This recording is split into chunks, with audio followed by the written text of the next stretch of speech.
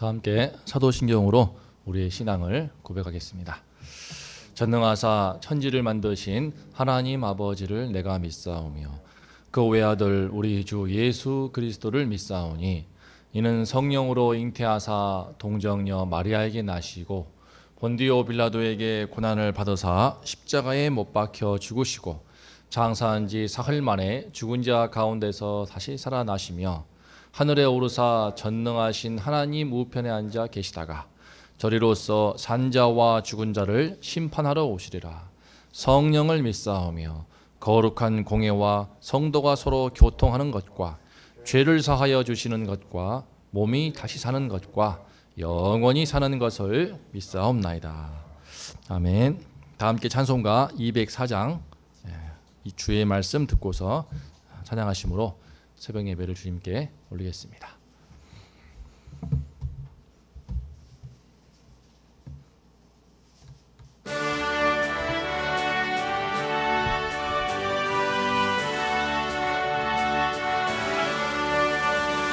주의 말씀 듣고서 준행하는 자는 반석 위에 터닫고 집을 지음 같아 비가 오고 물나며 바람 부딪혀도 반석 위에 세운 집 무너지지 않는 잘 짓고 잘 짓세 우리 집 잘 짓세 만세 반석 위에도 우리 집 잘 짓세 주의 말씀 듣고도 행치 않는 자는 모래 위에 터닫고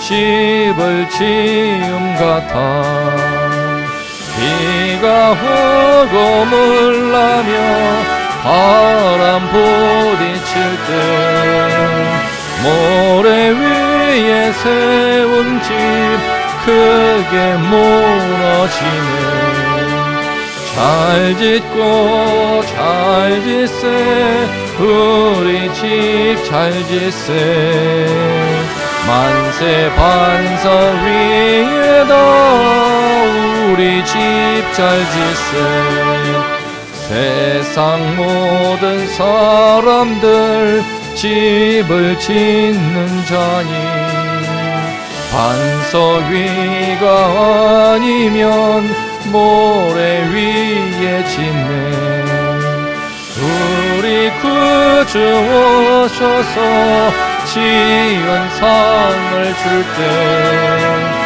세운 공로 따라서 영영 상벌 주리 잘 짓고 잘 짓세 우리 집 잘 짓세 만세 반석 위에도 우리 집 잘 짓세 아멘. 오늘 말씀은 데살로니가후서 2장 말씀입니다. 2장 1절부터 17절까지 한 절씩 교독하겠습니다. 형제들아 우리가 너희에게 구하는 것은 우리 주 예수 그리스도의 강림하심과 우리가 그 앞에 모임에 관하여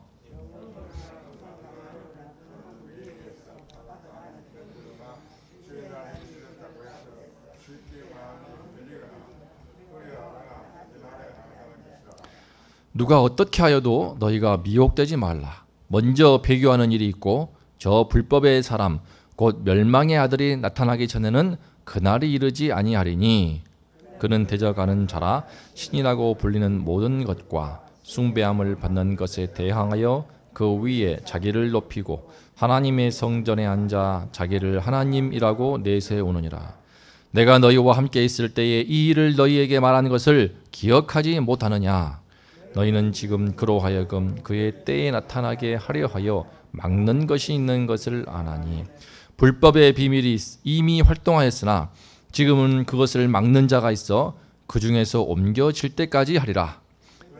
불법한 자가 나타나리니 주 예수께서 그 입의 기운으로 그를 죽이시고 강림하여 나타나심으로 패하시리라. 악한 자의 나타남은 사탄의 활동을 따라 모든 능력과 표적과 거짓 기적과 불의의 모든 속임으로 멸망하는 자들에게 있으리니 이는 그들이 진리의 사랑을 받지 아니하여 구원함을 받지 못함이라. 이러므로 하나님이 미혹의 역사를 그들에게 보내사 거짓 것을 믿게 하심은 불의를 좋아하는 모든 자들로 하여금 심판을 받게 하려 하심이라. 주께서 사랑하시는 형제들아, 우리가 항상 너희에 관하여 마땅히 하나님께 감사할 것은 하나님이 처음부터 너희를 택하사 성령의 거룩하게 하심과 진리를 믿음으로 구원을 받게 하심이니 이를 위하여 우리의 복음으로 너희를 부르사 우리 주 예수 그리스도의 영광을 얻게 하려 하심이니라. 그러므로 형제들아, 굳건하게 서서 말로나 우리의 편지로 가르침을 받은 전통을 지키라. 우리 주 예수 그리스도와 우리를 사랑하시고 영원한 위로와 좋은 소망을 은혜로 주신 하나님 우리 아버지께서 다 함께요 너희 마음을 위로하시고 모든 선한 일과 말에 굳건하게 하시기를 원하노라. 아멘. 오늘 데살로니가 후서 2장 말씀은요, 이제 환난이 너무 심하니까 이제 종말이 온 거 아닌가, 예수님 바로 오시는 게 아닌가, 그런 큰 혼란 가운데 처해 있는 이 성도들을 향해서 이제 정확하게 종말의 징조가 무엇인가를 말씀하시는 내용입니다. 2절 말씀을 보게 되면은 주의 날이 이르렀다라고 해서 쉽게 마음이 흔들리거나 두려워하거나 하지 말아야 말하는 것처럼 지금 데살로니가 성도들이 마음이 지금 엄청 흔들리고 있습니다. 이런 영적인 혼란을 경험해 보신 적 있으십니까? 교회 잘 다니는 권사님들, 집사님들이 왜 신천지로 가는가? 엄청난 혼란을 겪는 겁니다. 영적인 혼란을 겪는 겁니다. 너무 그런 문제가 지금 당시 데살로니가 성도들 가운데 많이 일어나서 지금 그 부분에 대해서 이제 심각하게 강조하고 있는 것입니다. 누가 어떻게 해도 너희가 미혹되지 말라. 미혹되는 것입니다. 이게 이 부분이 참 그때의 초대 교회 때나 오늘날까지도 계속 진행이 되는 건데요.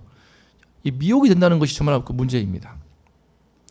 누가 어떻게 해도 미혹되지 말라. 예수님께서도 이 말씀을 하셨습니다.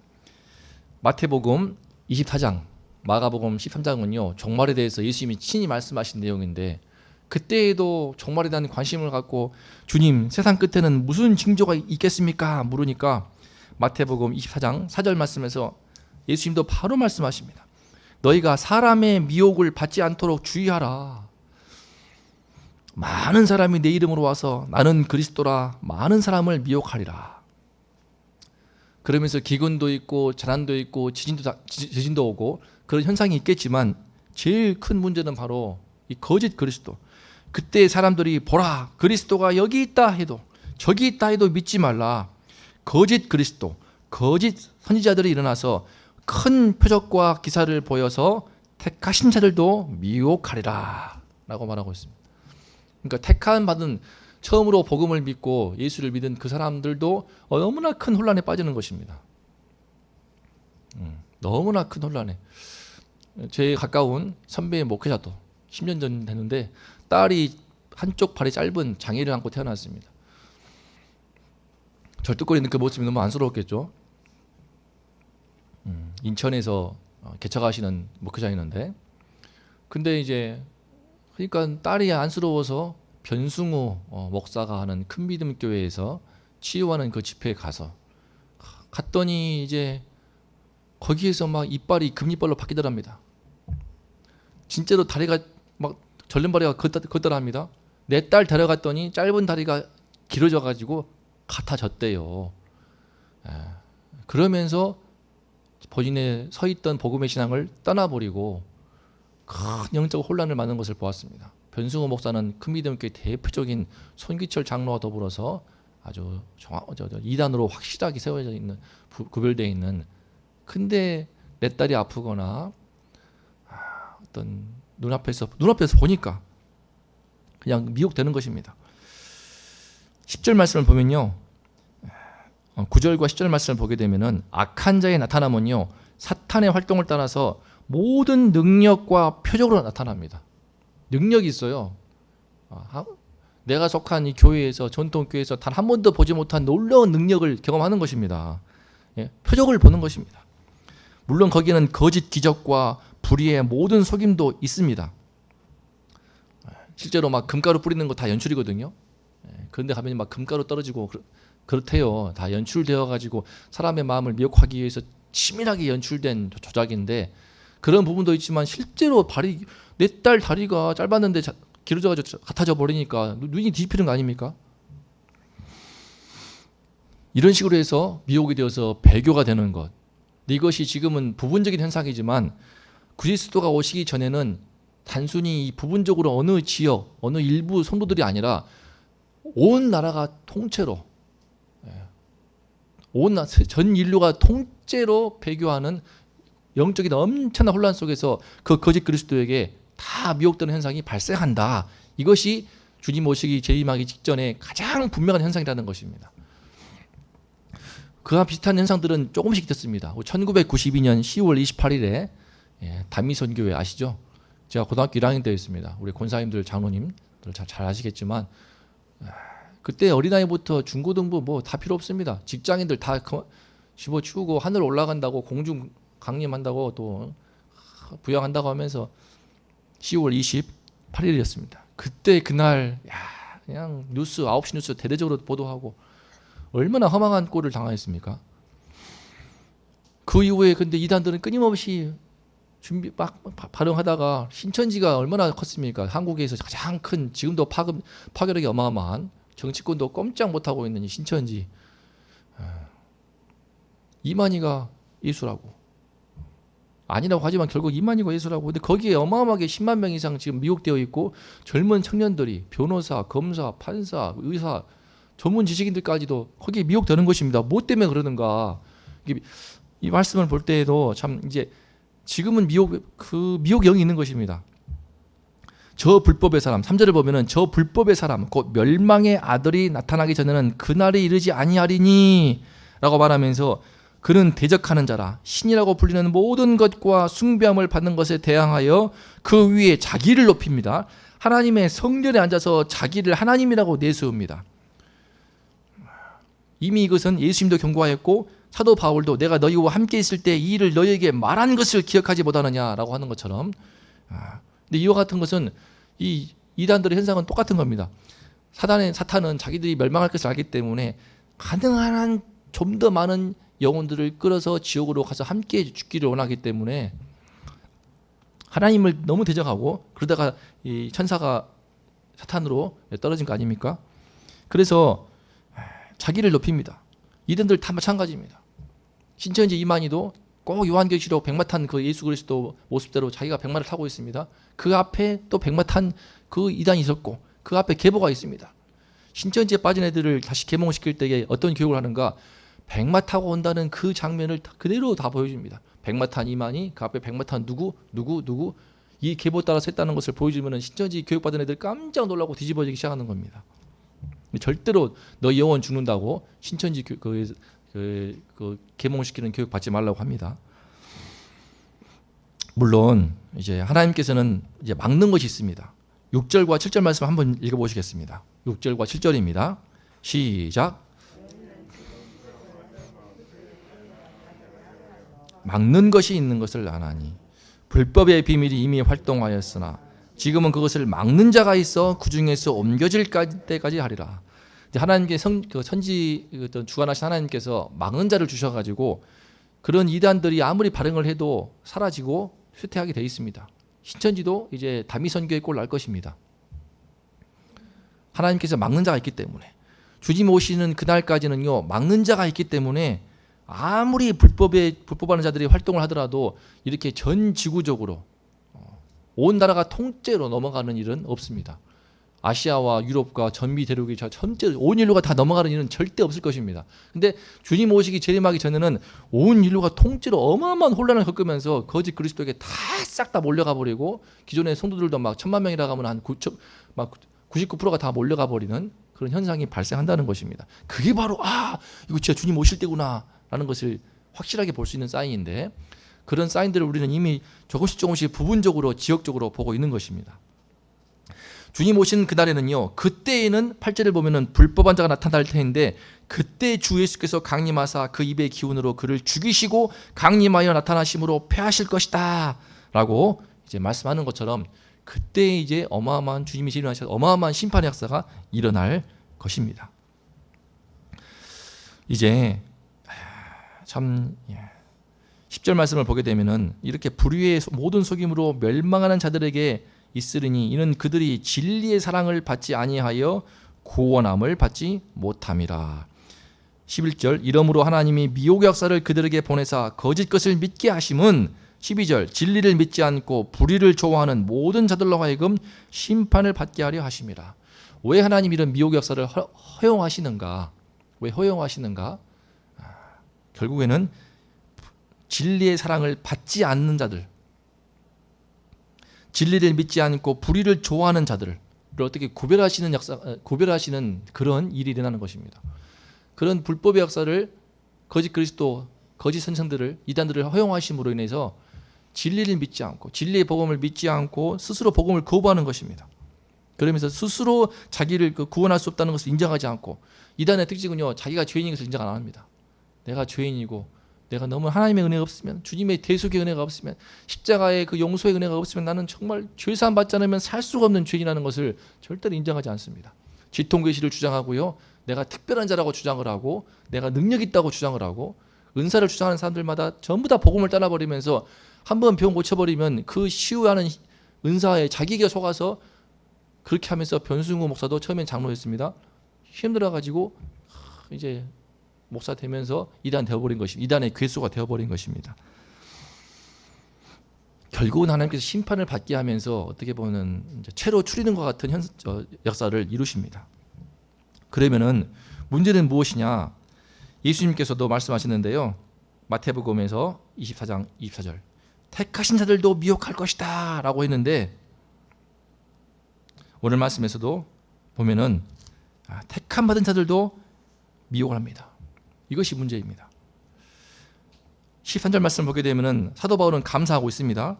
하나님이 처음부터 주께서 사랑하신 형제들아, 우리가 항상 너희에 관하여 마땅히 하나님께 감사할 것은 하나님이 처음부터 너희를 택하사 성령의 거룩하게 하심과 진리를 믿음으로 구원을 받게 하심이니라고 감사하지만, 택하신 자들도 이단은 미혹합니다. 그래서 그들도 결국에는 구원의 복음에서 떠나서 신천지로 가버리고, 우리 원동교에서도 신천지에 간 자들 있지 않습니까? 제가 중고등부 처음 부임했을 때 그 자매 한 명이 지금도 신천지에 있습니다. 제가 또 한 명 빼왔죠. 또 연락이 와가지고 그 친구 지금 군대 가 있는데 강인고 목사님이랑 같이 결국은 빼와서 신천지 교육 받게 해가지고 나오게 되었습니다. 그때는 중고등부 때는 예배 잘 나오더니 신천지에서는 6개월 동안 교육받는 거 열심히 주중에다 4시간씩 공부하더니, 그래 미혹돼가지고 대학 시절에 그렇게 간 겁니다. 지금도 그리고 말씀하시면 알만한 그 자매는 신천지에서 열심히 학교도 중퇴해버리고 학교도 아예 자퇴해버리고 그 안에 있습니다. 잊혀지지도 않아요. 제가 왔을 때 크리스마스 집회할 때에, 크리스마스 우리 전체 대예배 드릴 때에 찬양한 자매예요. 이런 일이 있는 겁니다. 지금도. 그리고 작은 교회 또는 큰 교회, 신천지 들어가서 추수꾼들 들어가서 교회 접수해버리고, 하나님의 성전에 그 이단들이 앉아가지고 속이면서 많은 이들을 미혹하고 있습니다. 그럼 어떻게 할 것인가? 우리가 어떻게 해야만 이런 문제로부터 벗어날 수 있는가? 우리가 14절과 15절 말씀을 함께 읽겠습니다. 자, 시작. 이를 위하여 우리의 복음으로 너희를 부르사 우리 주 예수 그리스도의 영광을 얻게 하려 하심이니라. 그러므로 형제들아, 굳건하게 서서 말로나 우리의 편지로 가르침을 받은 전통을 지키라. 결국에는 우리가 하나님께서 우리를 부르신 이 복음의 신앙으로 돌아가야 됩니다. 복음의 신앙이 무력하게 보이십니까? 내 딸 아픈 거 못 고치기 때문에, 내 자녀 취업 문제 못 고치기 때문에 무력하게 보이십니까? 하지만 병 고치면 뭐합니까? 시험 들어서 넘어간 그 선배 목회자, 그 딸 정상은 되었지만 언젠가는 병 들어서 죽을 거 아닙니까? 병 고치면 뭐합니까? 절름발이 고치고 또 막 눈 뜨면 뭐합니까? 결국에는 그 영혼 결국에는 죄 가운데 있기 때문에 어쨌든 병 들어서 늙어 죽을 것이고 하나님의 심판 가운데 처할 것이기 때문에 예수님께서 병 고치는 것이 모든 복음의 그 핵심이라면은 병만 고쳤겠죠. 그렇지 않다는 것입니다. 16절 말씀 보게 되면요, 우리 주 예수 그리스도와 우리를 사랑하시고 영원한 위로와 좋은 소망을 은혜로 주신 하나님 우리 아버지라고 고백하는 것처럼 우리에게 허락하신 예수 그리스도의 십자가의 복음은 우리에게 영원한 위로를 주는 것입니다. 단순히 내 병 좀 낫게 하고, 저도 이번에 아픈 가운데 나와서 고침받고 너무 감사하지만 저도 언젠가는 이 육신의 장막을 벗지 않겠습니까? 생로병사를 하나님 허락하신 우리 가운데 어쩔 수 없는 것인데, 하나님 영원한 위로를 주는 우리 복음이 있기 때문에 우리는 내 몸이 아파도 또 늙어져도 주님의 나라 바라보면서 이제 마침내 내 육신의 목숨이 끊어지고 주님을 바라보면서 그 죽음의 관문을 우리가 용기 있게 통과하지 않겠습니까? 영원한 위로를 주는 이 복음, 정말 좋은 소망, 하나님 나라의 소망을 주는 이 복음이 있기 때문에, 죄와 사망의 권세를 파한 예수 그리스도의 복음이 있기 때문에 우리 인생은 참으로 가치가 있고 믿음으로 아름다운 삶을 할 수 있고, 질병이 있어도 고난이 있어도 아픔이 있어도 능히 감당하고 넉넉히 이길 수가 있는 줄로 믿습니다. 그러므로 우리가 이 복음 위에 굳게 서야 됩니다. 어떻게 됩니까? 형제들아, 굳건하게 서서 말로나 우리의 편지로 가르침을 받은 전통을 지키라. 바로 내가 서 있는 이 복음의 터, 복음의 전통 위에 굳게 서야 한다는 것입니다. 복음 위에 굳게 서지 않으면은 내 영적인 그 위에서 영적인 분별력을 확실하게 갖지 않으면요, 어느 순간 저를 비롯해서 우리 성도님들도 갑자기 미혹되는 것입니다. 단순히 이단만이 아니라 이 복음 위에 서 있지 않으면 작은 것으로부터 시작됩니다. 유튜브에서 본 어느 목사의 그 설교 너무나 감동적이고 인문학적으로 마음을 촉촉하게 적시니까 좋은가 보다 하다 보면 어느 순간부터 인문학이 복음 위에 서버리는 것입니다. 인문학 강조하는 목사님들 조심하십시오. 감성을 자극하고 참 좋은 것 같지만 어느 순간부터 복음보다 인문학이 서버려요. 사는 동안 내 마음을 촉촉하게 감성적으로 사는 거 중요하겠죠. 하지만 그렇게 살더라도 복음을 떠나버리게 되면 뭐합니까? 죄의 용서함이 없고 부활이 없어버리는데, 사는 동안 치유를 주고 사는 동안 감동을 주고 사는 동안 재미를 주고 그 모든 거 이런 식으로 해서 하나씩 미혹되는 것입니다.